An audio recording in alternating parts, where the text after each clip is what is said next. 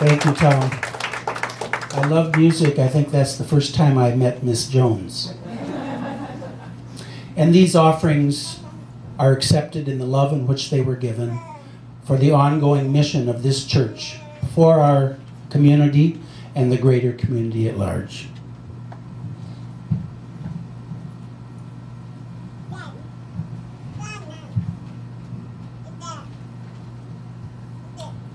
Please turn in your hymnals to number 108, My Life Flows On in Endless Song.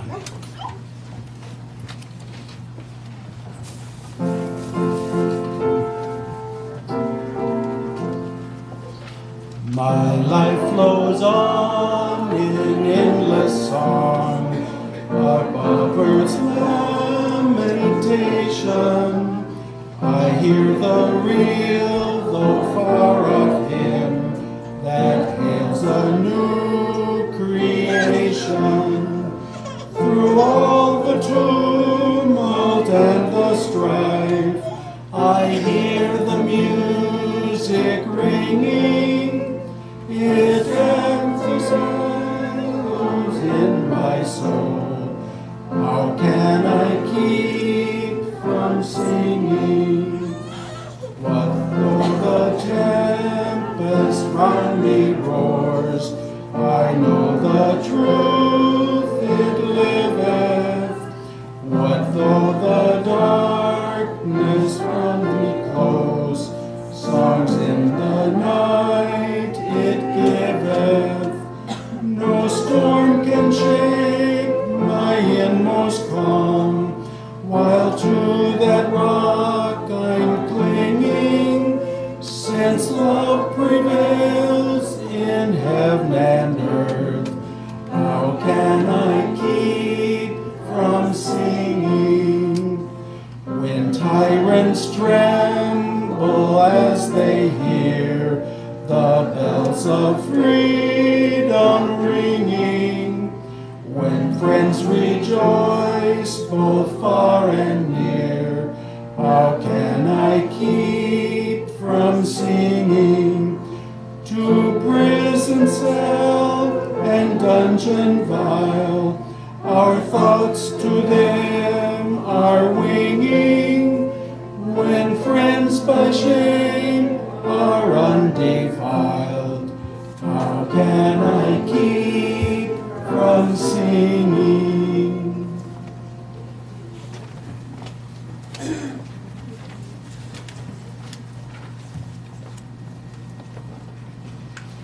Tom Begush, Tom Begush, Tom Begush, Tom B.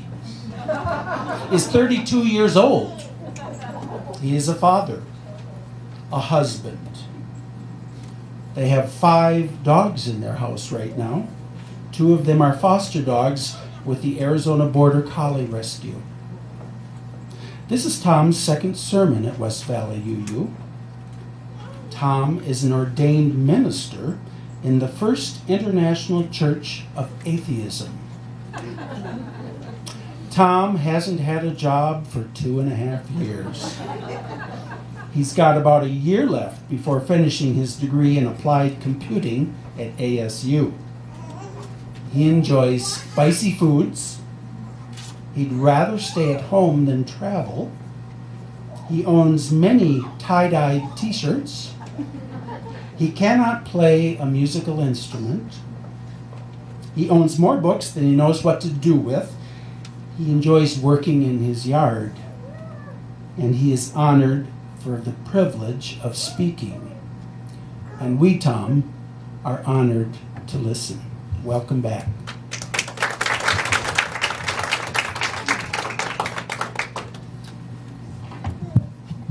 Is it hot in here or is it just me?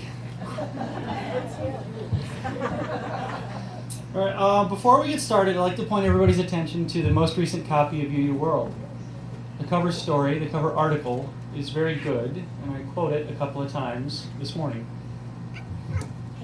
And I would like to open with something that Julie Tennant just gave me. It's much better than anything I could have come up with myself. What do you get when you mix a dyslexic, agnostic, insomniac? Someone who lays awake at night wondering if there really is a dog.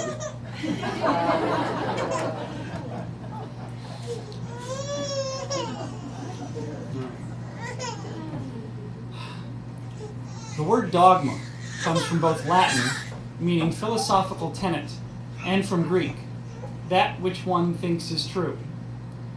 Since this is a sermon on dogs, do we have dogma? Why would anyone write a sermon on dogs? Why dogs? Because dogs are more noble than most people and have always held a special place in my heart. Our UU beliefs ask us to honor one another's experiences with compassion. Who am I, or who is any of us, to question what brings a person joy, pain, solace, or even moments of divinity? The phrase man and animals doesn't make much sense to me. Let's put our pride away and never forget the fact that we humans are not better or separate from other animals. We are animals, and there's nothing particularly special about us. All animals have some attributes that set them apart and make them unique. Aside from the grotesquely large brains and opposable thumbs, we are just tall, hairless monkeys. Humans are not very fast nor very strong, but we do have some unique capabilities. We have the capability for deep language. We have the capability to understand abstract concepts. We have the ability to see someone or something suffering and look the other way.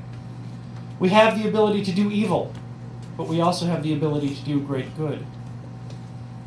Perhaps the relationship between man and God is much like the relationship between man and dog, a thesis that will reveal itself as the sermon progresses. As a species, we humans have co-evolved with dogs. In truth, wolves were domesticated at several different locations around the globe at nearly the same time. It could easily be asserted that we might not have made it this far without their help. Quite probably, we owe them for our entire existence. Geneticists will tell you that Canis lupus familiaris have been around about 100,000 years. Paleontologists will say it's more like 40,000 years. Either way, they've been our companions since the beginning. And speaking of beginnings, according to Genesis, God made light, and it was good. Then God made land, and it was good. Then God made plants, and it was good. Then God made stars, and it was good. Then God made fish and birds, and it was good. Then God made all the creatures of the land, and it too was good. And then God made man, and it doesn't say a damn thing about that being a good idea. Humans didn't come first. We came dead last. So perhaps that lets you know where the priorities lie. Dogs are social animals, just as we are social animals. Nobody survives alone. Dogs are pack animals, and less obviously, so are humans. That is not a coincidence. A pack exists for the mutual benefits of its members. Your odds of survival greatly increase in a pack. Have you ever tried to take down a woolly mammoth by yourself? Today we have different packs: family, volunteer groups, church, street gangs, alma maters, sports teams, political parties, which certainly are descended from wolves. Think about however you happen to associate yourself. To what pack do you belong? It might be as vague as, I will only drive an American car.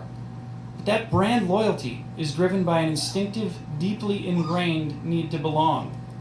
And yes, the advertising people are deeply aware of this fact. So where do your loyalties lie? But why do we still even have packs? Why do we feel the need to set ourselves apart? We wouldn't have an us unless there was a them. We need them to give us greater definition about who we are and where our boundaries are. Boundaries both physical and psychological. Packs provide comfort, protection, social interaction, structure, an exchange of genes and knowledge, and maybe, most importantly, a feeling of belonging. In the hierarchy of needs, belonging comes right after the necessities: air, food, water, and safety. So recognize your pack. Be proud of your pack. Don't get suckered into the wrong pack. And maybe, just maybe, realize that the pack is there for your benefit, but that you are also there for the benefit of the pack. If there is one bit of pack mentality that disunites man from man, it is our tendency for unfriendly competition, to want to become the alpha dog, especially, it seems, regarding religion. Instead, maybe we should try and emulate our dogs. Dogs don't care about religion. Does that make them atheists? Are they still atheists if they worship us humans? I haven't the answer, but I do know that dogs are the collective member of the universal human pack, so at least we all have that in common. Here's a little canine spiritual world history for you, and maybe we can realize just how important dogs have been to our theological development. And if we're lucky, maybe we can realize just how similar all us human animals really are.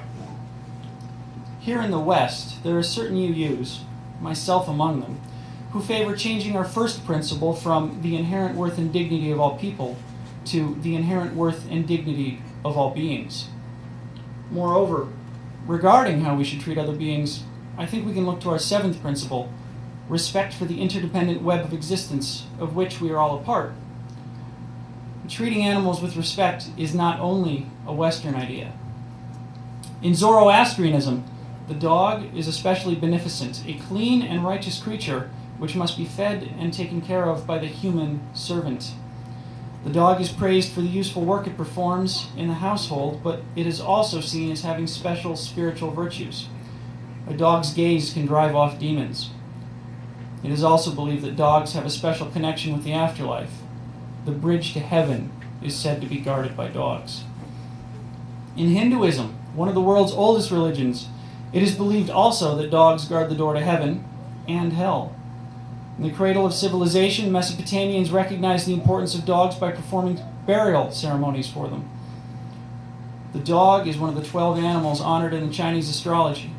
The second day of the Chinese New Year is considered to be the birthday of all dogs, and people often take care to be kind to dogs on that day. In the Deuterocanonical book of Tobit, a dog faithfully accompanies and guards Tobit's son and the angel Raphael on their journeys. The Catholic Church recognizes Saint Rocco as the patron saint of dogs. It is said that he caught the plague while performing charitable work and went into the forest expecting to die. There he was befriended by a dog which licked his sores and brought him food, and he was able to recover. The feast day of St. Rocco is celebrated as the birthday of all dogs. Saint Guinefort was the name given to a dog who received local veneration as a saint at a French shrine about 800 years ago. A black and white dog is sometimes used as an informal symbol of the Dominican order of friars and nuns, whose name is really the friars preachers, though generally called the Dominicans after St. Dominic, their founder. Dominicanus in Latin means the dogs of the Lord.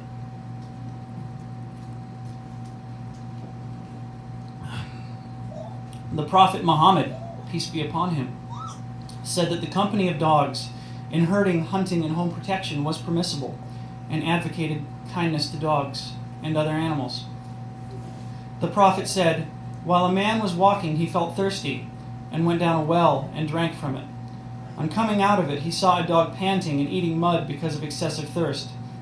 The man said, 'This dog is suffering from the same problem as me.'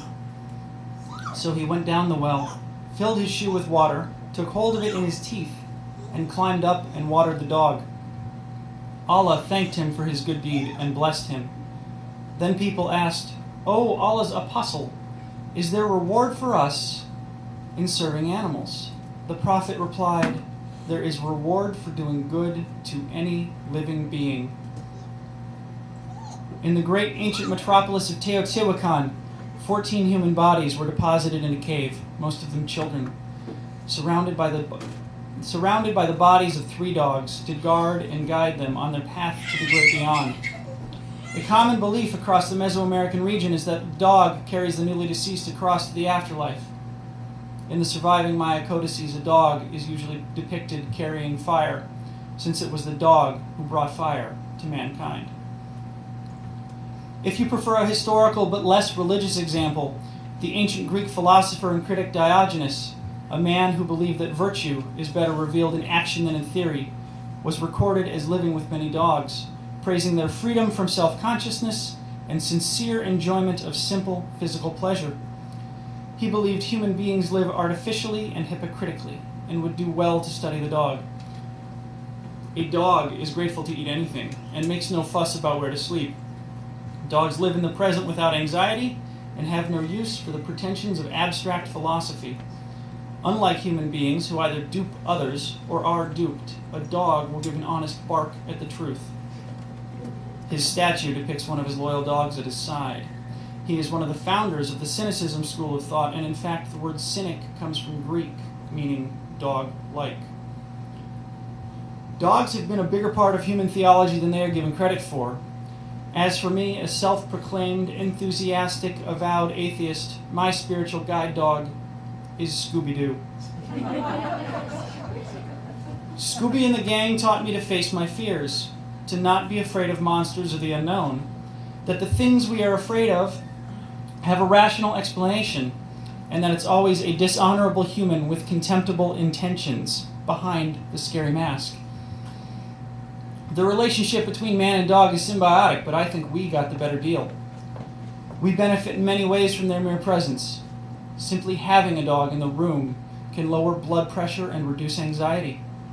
Exposure to a dog can boost the immune system. The open-heartedness of many animals, their sensitivity to body language, can cut through to places we may not even have realized we've shut away. Therapists know the value of animals in working with children, the elderly, abuse victims, people with disabilities, the grieving, and anyone who feels misunderstood or lonely. Families know the lessons animals teach about responsibility and kindness, about birth and death. Even President Obama agrees with me. In his famous "You didn't build that" speech, he said, "If you were successful, somebody along the line gave you some help." How true that is. Thousands of years ago, dogs helped humans hunt so we didn't starve. They sat with us by the fire and listened for predators in the night. They smelled other tribes approaching before they had opportunities to raid our homes. They did, and still do, keep us warm on cold nights. And even now, they still willingly risk their lives for us. They sniff out bombs, they apprehend our criminals, they find our missing, they guide our disabled, they diagnose our diseases, and they heal our psychological wounds. We still, quite literally, owe them our lives. We should be more explicit in expressing our gratitude, but very sadly, that's not always the case. When I was younger, I wanted to be a veterinarian, but I realized quickly that I was not nearly strong enough to fill that role. No government institution or animal organization is responsible for tabulating national statistics for the animal protection movement, but it's estimated that about 2 million dogs are euthanized each year. That's just dogs. 2 million. That's 5,500 every day. Even the most bitter of dogs, I can assure you, the mean ones, the killers, are products of what we, the masters, have made them.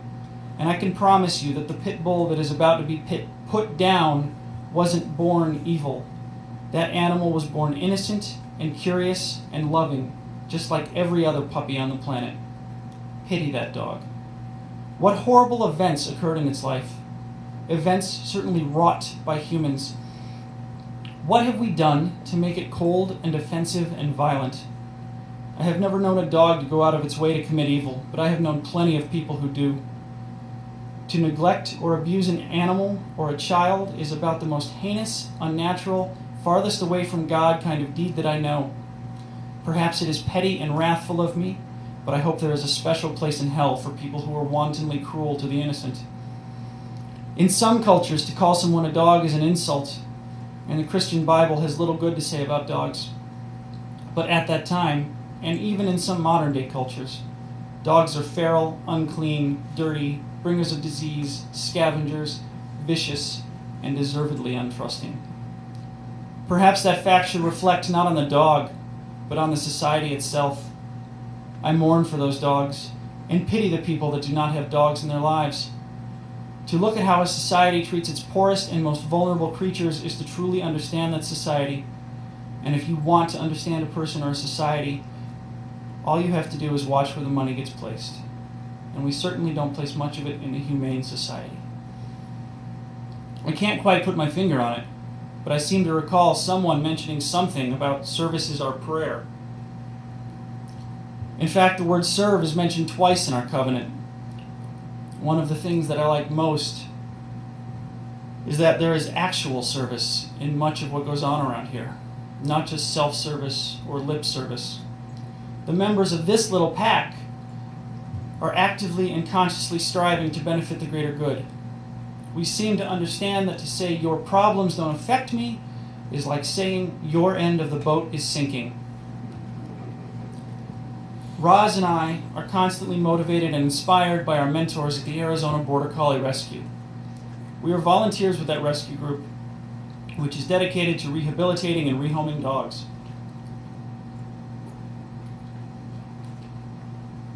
We have 5 Border Collies at our house right now. No, that does not make us better than anyone. It does let us see the effects that we humans have on other species. Our youngest dog is half blind and tiny because she was continually starved. Border Collies need room to run, but she was kept in a cage for years.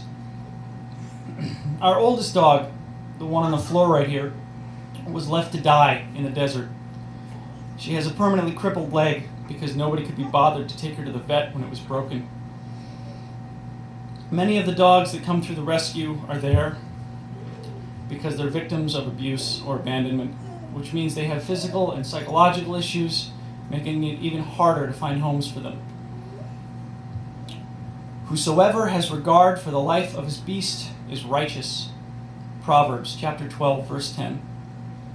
Mad dogs are destroyed, but they need help far more than the human. The Satanic Bible. When asked, do dogs have a Buddha nature? An ancient Zen master affirmed that all sentient beings do in fact have the ability to be enlightened, dogs included. But any creature must wake up to that fact if it's to do them any good. We can learn a lot from dogs. We should learn a lot from dogs.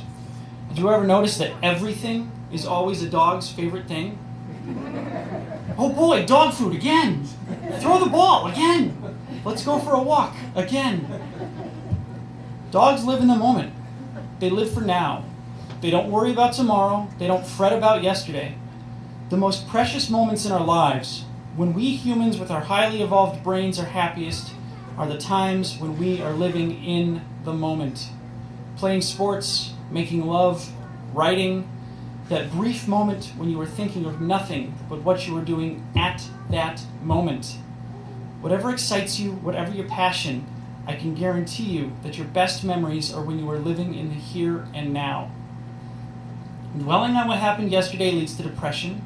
Sweating about what might happen tomorrow leads to anxiety. Man strives to be like God, but man needs to be more like dog. It's easy. Here's how. Love unreservedly. Make instant friends with everybody in the room. Nap. If it's not wet and sloppy, it's not a real kiss. Stretch. If what you want lies buried, dig until you find it. Play. Never pass up the opportunity to go for a joyride. Roll in the mud. Never worry about who is watching you. Wag more. When loved ones come home, always run to greet them. When someone is having a bad day, be silent, sit close, and nuzzle them gently. And I like this one the best. Don't bother pretending to be something you're not. A wise man, Stephen Victor Tyler, once said that love is love reflected. Dogs never judge. They don't care who you vote for, or how much money you make, how smart you are, or what kind of car you drive. They don't give a howl about how clean your house is or if the laundry is done. Their needs are simple and easily met. They want love, attention, and a good bone. And in return, they give the greatest gift they can give. Perhaps the greatest gift anyone can give. Unconditional love, whether we humans deserve it or not. And for that reason, I think that dogs are highly undervalued in almost every society. I can think of no creature more loyal or loving than a dog. They will not abandon us when times get rough or when we're too depressed to go out. Unsurprisingly then, the Zen master also said that dogs are far closer to enlightenment than most people. I've never known a dog to get angry. Scared, defensive, hungry, yes, but never angry. Buddha said that holding on to your anger is like holding on to a hot coal with the intention of eventually throwing it at someone. You are the one who gets burned. Dogs don't hide their emotions. They don't lie. They don't have hidden motives, half-truths, or obfuscations, nor do they gossip. If they're happy and they know it, they'll tell you. There are undoubtedly many reasons why they're known as man's best friend. And if you still have any doubt that dog really is man's best friend, try this at home. Lock your lover and your wife in the trunk of your car. After an hour, let them both out. Who do you think will be more happy to see you? No, wait, I screwed that. Lock your dog and your lover in the trunk of your car. Lock your dog and your lover in the trunk of your car, then let them both out. No, the other way would be bad. Don't do that.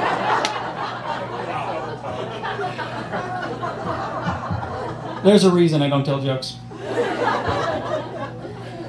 Orion, the hunter constellation, has not one but two accompanying dog constellations. The brightest star in the sky, Sirius, is the heart of Canis Major, indicating that the ancients, from which we draw so much of our modern culture, thought that dogs should be promoted from earthly companions to celestial guides. Dogs have always been a part of our lives, culture, and language. What's up, dog? Dog tired. In the doghouse. A dog and pony show. Sick as a dog. Dog days. Dog eat dog. Every dog has his day. Let sleeping dogs lie. You can't teach an old dog new jokes. Etc. Etc. A long time ago, some really smart French guy who called himself Voltaire said, "Un grand pouvoir impose une lourde responsabilité," which means something along the lines of having great power imposes great responsibility. I don't think that anyone can contradict that we have an omnipotent power over dogs and their lives. We control their food, their reproductive capabilities, their every action from birth up to the point of their passing, which is frequently by our hands. So then, do we not also have a great responsibility to them? And the Lord commandeth that man have dominion over every living thing that moves on the face of the earth. And if we have dominion over all the animals, doesn't that mean we're responsible for their well-being? And if we're responsible for their well-being, why aren't we taking better care of them?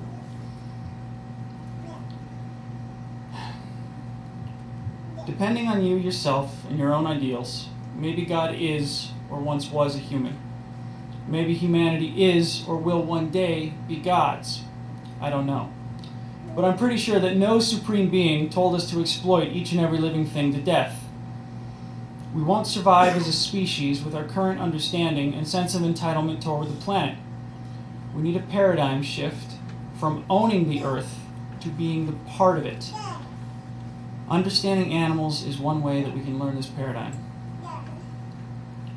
Mother is the name for God in the lips and hearts of little children. As a caregiver to both children and dogs, I can attest there is much similarity between the two. You can draw your own conclusions about that. Adults unquestionably seem very godlike to children, but aren't we also more literally the dog's God? Like it or not, I think we are. The question is, what kind of God are we? Maybe we're like the God of the Old Testament, authoritative, rigid, and vengeful, occasionally performing miracles, but also doling out harsh punishment for even the smallest infractions. Not a God to be loved, but a God to be feared, heavy-handed, and brutal. I like to think that we humans are, or should be, a kinder, more gentle God, the benevolent caregiver, the healer of wounds, the miracle worker who accidentally drops scraps of steak, a master who provides love and car rides and squeaky toys. Worst of all possibilities, maybe we are the non-existent God, the one who never even showed up. Who does the dog at the shelter with a high kill rate pray to? Or are we the God who brought home that cute puppy and then left it exposed to the harsh elements, untouched and barely fed? The God who is never there, who never has time for even the most basic interaction. No walks, no snuggles, no toys, no love. Do we leave the dog alone in the yard or house or crate all day? Dogs are social animals, remember. They need that physical interaction, or their souls wither and die. They show love physically. They receive love physically. A thoughtless and uncaring person might kick a dog, but it takes a very evil son of a bitch to neglect the dog to death. The neglectful God must be the worst kind of God, because if you're going to leave your worshippers to their own fate, then what's the point of even being a God? Would dogs build a shrine to us if they had thumbs? Would we deserve it?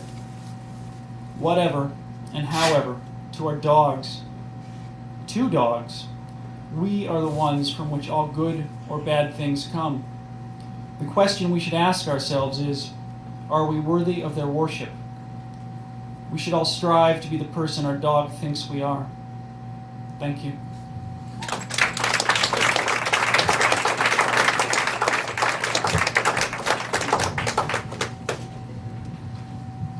Let's hear it for the dogs. Thank you, Tom. That was powerful and wonderful.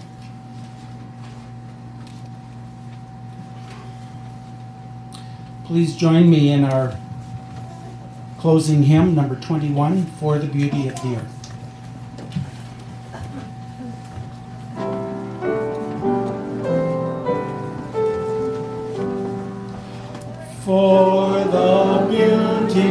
of the earth, for the splendor of the skies, for the love which from our birth over and around us lies.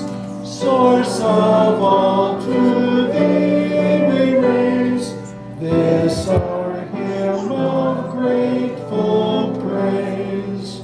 For the joy of ear and eye, for the heart and mind's delight, for the mystic harmony, linking sense to sound and sight.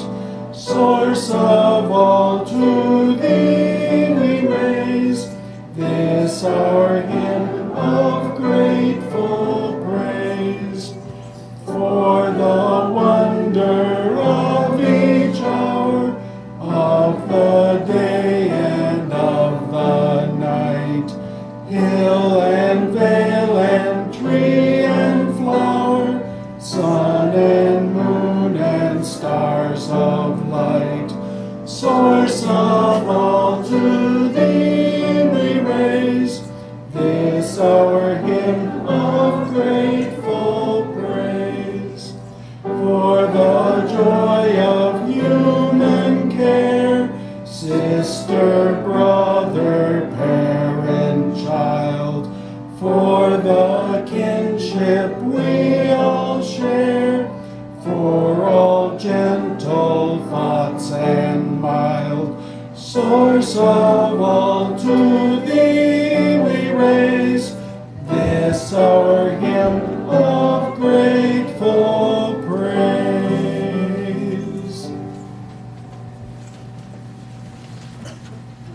James Harriet, of all creatures great and small, wrote, "If having a soul means being able to feel love and loyalty and gratitude, then animals are better off than a lot of humans." Once more, by James Harriet. If having a soul means being able to feel love and loyalty and gratitude, then animals are better off than a lot of humans. Please join me now in reading our mission statement together. We agree to provide a safe place to celebrate diversity, draw inspiration for living better lives, foster social and environmental justice, and compassionately support each other in our spiritual churches. Tom Dugan is a freshman at Mountain Ridge High School in the Deer Valley School District. He will end our service for us today.